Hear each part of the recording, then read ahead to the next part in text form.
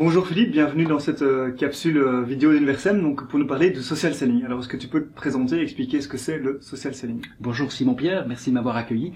Philippe de Liège et Stokada, je suis actif en effet dans une nouvelle discipline qui s'appelle le social selling. C'est une nouvelle discipline. Alors le social selling, avant de dire ce que c'est, on va te demander en fait pourquoi c'est arrivé soudainement comme ça sur le marché.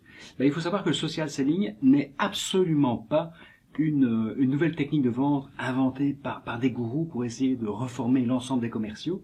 Non, en fait, c'est dû à un changement de comportement de l'acheteur. Donc l'acheteur, en fait, a basculé vers une certaine autonomie et on s'aperçoit en fait que via Google, mais également maintenant avec l'arrivée des réseaux sociaux, c'est qu'il a accès à une quantité d'informations. Et donc quelque part, il peut faire son shopping avant d'acheter. Et on s'aperçoit en fait qu'il va se persuader d'acheter ce produit, d'identifier la douleur qu'il a mal quelque part, de se renseigner sur les produits pour résoudre cette douleur, et il va déjà faire une pré-analyse du marché. Et on s'aperçoit en fait que il adore ça en fait, il adore être autonome et surtout ne pas être harcelé par un vendeur.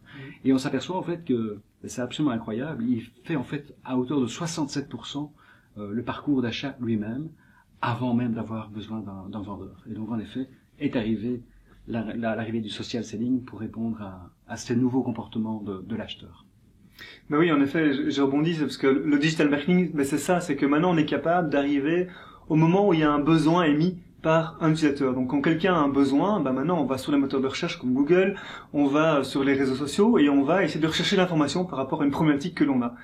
Et le digital marketing, justement, c'est identifier quels sont les besoins de ces prospects, de ces potentiellement clients, essayer de répondre à ces besoins avec du bon contenu, montrer qu'on est là, on est capable, nous, en tant qu'entreprise, de répondre à cette problématique que la personne a émise, et justement pousser ces contenus, pousser ce marketing, non plus à monsieur et madame tout le monde, mais uniquement aux bonnes personnes. Et donc, le digital marketing, grâce à la donnée, on est capable d'envoyer le bon message à la bonne personne au bon moment et sur le bon device. Et là, justement, où il y a, je trouve, une interaction assez intéressante avec le social selling, c'est que le marketing, maintenant, justement, on va mettre en avant et réfléchir à cette stratégie de marketing de contenu, et à un moment donné, le vendeur doit arriver à repartager cette information et à prendre ça pour pouvoir, justement, être déjà en amont et déjà se faire connaître auprès des leads ou prospects potentiels.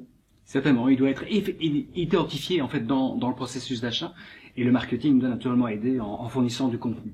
L'objectif en fait du commercial, c'est d'arriver en fait au bon moment, c'est-à-dire ni trop tôt ni trop tard.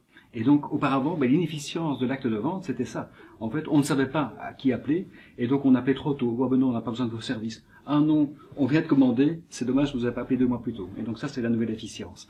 Alors le social selling en fait repose sur 3 fondements. Et ces 3 anciennes techniques de vente, en fait, qui existaient avant l'arrivée des réseaux sociaux. Il y a la première technique de vente, c'est ce qu'on appelle la technique de recommandation. Et donc, en effet, si j'appelle, en fait, mes clients habituels et qui sont très satisfaits de mes services, et que je lui demande, tiens, est-ce que tu peux me recommander à des personnes qui sont proches de ton réseau? En effet, il va pouvoir me recommander un certain nombre de personnes. Et ça, c'était vraiment la meilleure technique, puisqu'en fait, il y avait quelqu'un qui avait recommandé de faire appel à mes services. Maintenant, on s'aperçoit qu'on peut dédupliquer en fait cette puissance. Moi, quand c'est du bouche à oreille virtuel. C'est du bouche à oreille virtuel. Auparavant, je gérais une quinzaine de clients. Donc en fait, cette technique, je ne pouvais l'appliquer qu'une quinzaine de fois par jour. Et je ne pouvais pas tout le temps leur demander, est-ce que tu peux me recommander? Et donc on s'aperçoit maintenant qu'avec l'arrivée des réseaux sociaux, je peux pénétrer en fait dans son propre réseau, et même sans l'interroger, je peux faire appel à des gens qui sont proches de lui et identifier des gens en fait qui ont déjà fait appel à mes services et être recommandés par une autre personne. Il y a une deuxième technique qui existait avant l'arrivée des réseaux sociaux, c'est ce qu'on appelle les triggers, la gestion des triggers, la gestion des déclencheurs. Imaginons par exemple qu'une entreprise, un directeur marketing change d'entreprise, il est client chez vous, il change de boîte, mais il y a beaucoup de chances en fait qu'il amène en fait chez ce nouvel employeur, ses fournisseurs, dont il est très très content. Et en effet, auparavant, cette technique était en effet remarquable, c'était une des techniques les plus faciles à exécuter. Encore fallait-il savoir que la personne ait changé d'emploi. Et vous ne pouvez pas appeler à tous vos clients, est-ce que changer d'emploi, changer d'emploi, c'est impossible. Par contre, avec les réseaux sociaux, moi via LinkedIn, j'ai automatisé ces déclencheurs, et donc je sais tous les matins qui a changé de fonction. Et en effet, par rapport au mouvement, je décide oui ou non de l'appeler et de voir s'il y a un intérêt à se rencontrer dans ce nouvel environnement. Alors il y a une troisième technique qui est plus difficile à maîtriser, c'est ce qu'on appelle l'inside selling, c'est-à-dire de vendre par révélation. Je suis titulaire d'une révélation et j'en suis tellement fort, je suis certain qu'elle peut vraiment améliorer l'avenir de mon client que à un moment donné, j'arrive à le pitcher et ça coule de source. Mais en fait, de faire de la vente par révélation, mais il fallait avoir l'opportunité.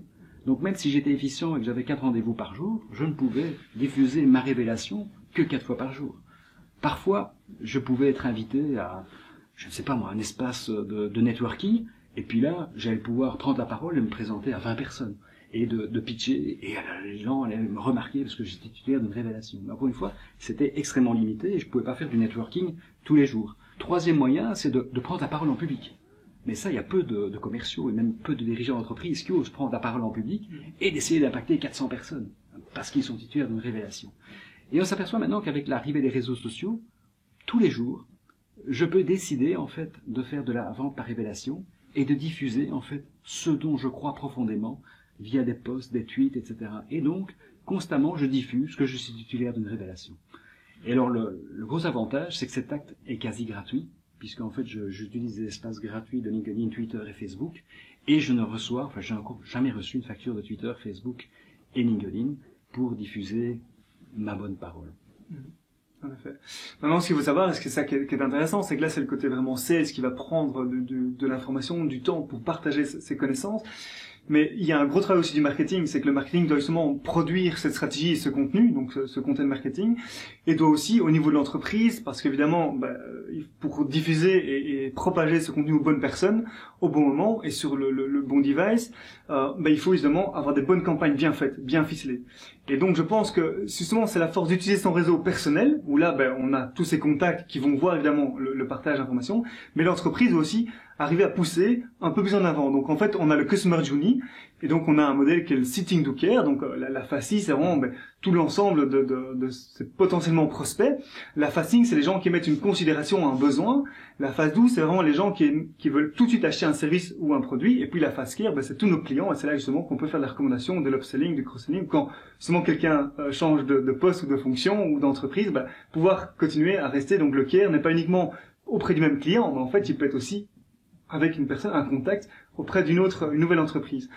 Et je pense que le marketing digital, justement, c'est de prendre justement bien comprendre quels sont les besoins et les attentes de ses prospects, ses clients, et de pouvoir justement partager ce bon contenu, ces bonnes informations sur les différents moyens qui sont à présent à disposition des entreprises, que ce soit AdWords, que ce soit les réseaux sociaux, que ce soit le display ou du programmatique, et justement porter ce message et relayer justement ce message après par les sales au niveau des réseaux sociaux. Certainement relayé par les sales, et c'est la responsabilité en fait des départements marketing de considérer en fait ces commerciaux comme des véritables marques.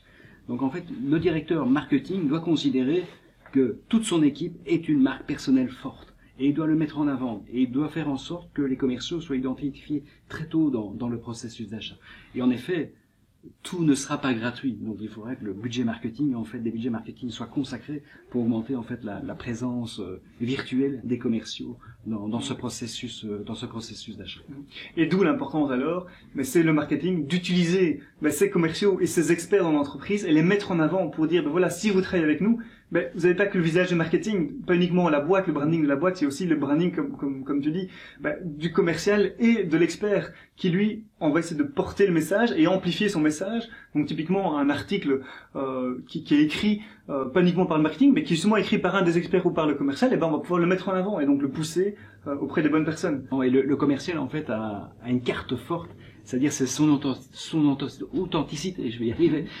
Et en effet, c'est vrai que si tu me prépares des contenus qui sont prêts à l'emploi, je peux les diffuser comme ça parce que je vais te faire confiance. Mais si, au moment où je les annonce, je les introduis, j'ajoute ma touche personnelle et que les gens se rendent compte que je participe à l'acte de créer des produits, oui, ça va consolider mon statut d'expert. Ouais. Et puis l'avantage aussi, c'est que maintenant avec le digital marketing et le social selling, c'est que c'est du digital et donc avec de l'analytique, on est capable de mesurer toutes ces actions. Et on va pouvoir essayer d'analyser tout le comportement en amont jusqu'en aval. Et donc on pourra essayer d'analyser tout le cycle de vente du marketing jusqu'au closing Et donc c'est ça la grosse force, c'est que maintenant on va pouvoir essayer de mesurer de mieux en mieux justement ces interactions, et donc l'importance en effet que le management comprenne ça et qu'il puisse avoir des données pour pouvoir aussi quantifier tout ce travail. Exactement, et donc en effet la mesure est très importante. Honnêtement, c'est un peu plus facile de ton côté parce qu'en fait, c'est quand on dispose des data et pour mesurer une action marketing, c'est possible de le faire. Au niveau d'un acte de vente, c'est parfois un peu plus compliqué parce qu'en fait, il y a l'humanité, enfin le côté humain qui joue et on ne sait pas finalement pourquoi la personne a vraiment signé. Est-ce que le commercial a bien appliqué les techniques de vente? Est-ce que le produit était bon? Enfin, il y a beaucoup d'éléments qui font en sorte que c'est très difficile de mesurer.